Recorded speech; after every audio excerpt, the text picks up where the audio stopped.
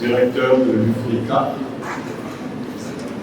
honorables invités, chers collègues enseignants, chercheurs, professionnels de la santé humaine, animale et environnementale, chers journalistes scientifiques, chers étudiantes et étudiants, mesdames et messieurs, c'est avec une grande joie et un profond sens de la responsabilité que je vous adresse au nom de l'Université Félix Houphouët-Boigny et de son président, la chaleureuse bienvenue à cette cérémonie d'ouverture de la deuxième conférence mondiale des journalistes scientifiques francophones, qui est consacrée au concept « Une seule santé ».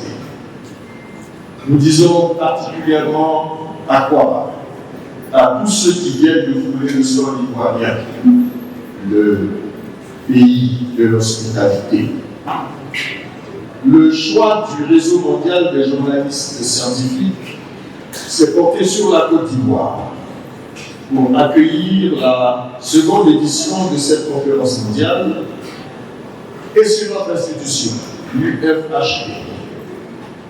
Cadre de cette grande activité, nous nous en réjouissons et nous vous disons grand merci.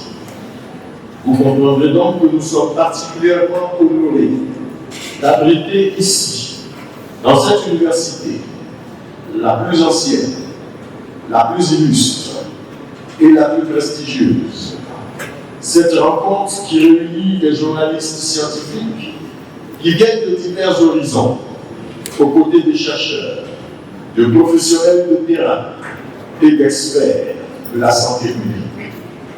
Cette diversité est en elle-même le reflet, la substance de l'approche Une seule santé, interdisciplinaire, transdisciplinaire, inclusive et orientée vers la collaboration.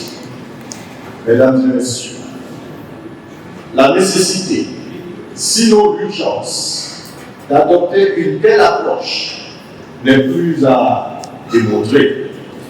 Les populations humaines cohabitent constamment dans notre richesse écologique inestimable avec les animaux domestiques et la faune sauvage, ce qui augmente les risques de transmission de maladies zoonotiques.